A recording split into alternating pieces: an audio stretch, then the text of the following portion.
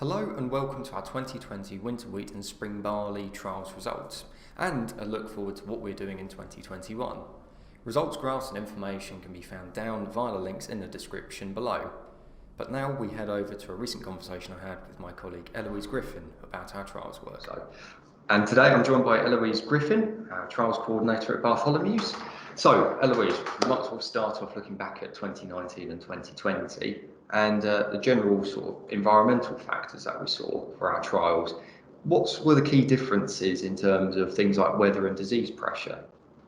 Yeah, so I think the 2019-2020 season was a very difficult season in terms of winter drilling. Obviously, this trial here, we managed to get it drilled at the end of October, which was pretty lucky, to be honest, as most of our trials didn't get in until the end of November.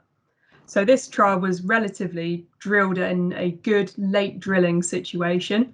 And so obviously the weather had a massive impact on the yield and the performance of the crop to start off with. This crop didn't really struggle too much. It looked relatively happy throughout the autumn and into the early spring. And then in the spring, what we saw happening was very, very low septoria pressure, which isn't great for a fungicide trial, but very good for farmers and their crops in general. But the driving factor of most fungicide programs in this year was probably rust. So fortunately, in the Hampshire area, rust isn't our main driver, unless you've got a variety like Crusoe, which has got a very low score for brown rust resistance. So the fungicide program that went onto this crop would have been mainly driven by septoria pressure. So considering that septoria was an issue this year for our winter wheat trials, what varieties really stood out for us in terms of our trials data? So in terms of trials data, the treated yields were relatively flat, actually unexpectedly flat for how they have been for the past 5 or so years.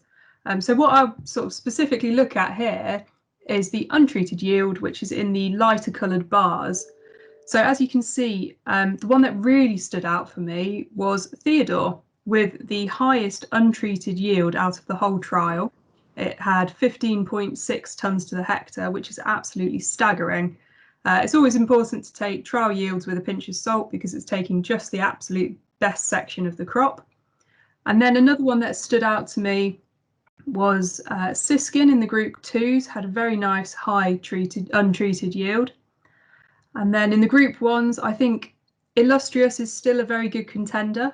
It's been grown for the past sort of 5 years or so, and it does still perform really well. It gets to spec and is easy to treat. But obviously this year we saw an increase in drilling of Skyfall, but you can see if you treat them right, they perform exactly the same, achieving the same treated yield of 15.4 tonnes.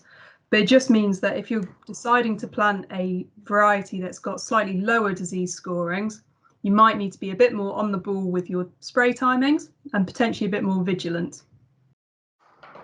So we've had the results for our 2019 and 2020 trials. What are some of the new varieties we're going to see for the 2020 and 2021 trials, and what are we expecting or hoping to see for this year?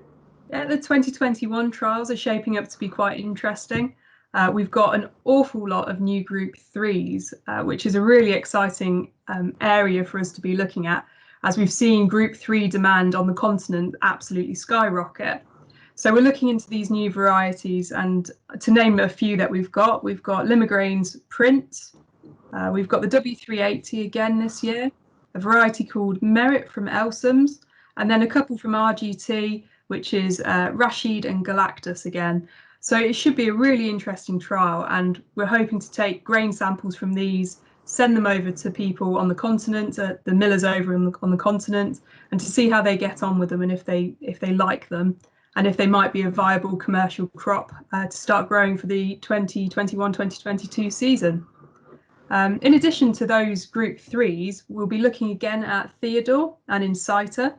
I'm hopeful for Syngenta's Inciter to maybe show a better side of itself this year, but when it's in competition with a variety like Theodore with a septoria score the highest on the list, it might be hard for it to compete. So we've covered the winter wheat trials stuff for last year and this year coming up. What are we looking at for spring barley? So, for example, last year, how did weather and disease pressure affect spring barley results? So similarly to the winter wheat variety trial, it suffered a very dry spring.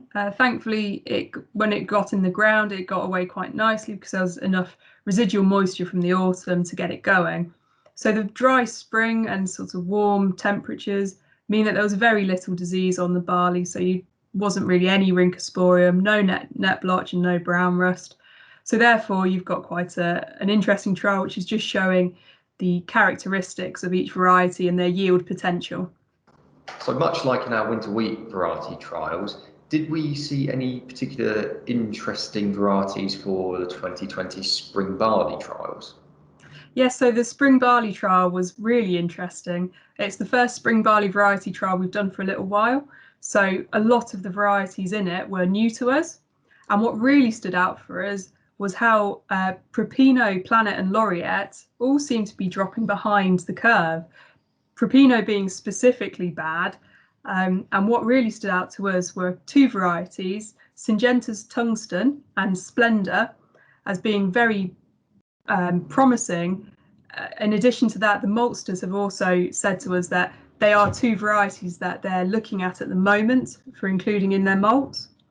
And in addition to that, the nitrogen content is in the sweet spot where we want it, which is less than 0.85, which is perfect for brewing on the continent. And with so many new varieties in our current spring barley trials, what are we hoping to see from the next set of trials? I think the next year of trials, we're hoping to see the new genetics that are coming in still performing well and that they haven't broken down to the diseases in the past couple of years. We're still hoping to see Splendor and Tungsten performing and reaching this quality spec that we want them to. And we're also expecting to see Prepino starting to fall off a cliff a little bit. Thank you for watching. Please make sure you press the subscribe button so that you get first access to all of our future videos. If you want any more information about what we're doing and who Bartholomews are, please use the links down in the description below.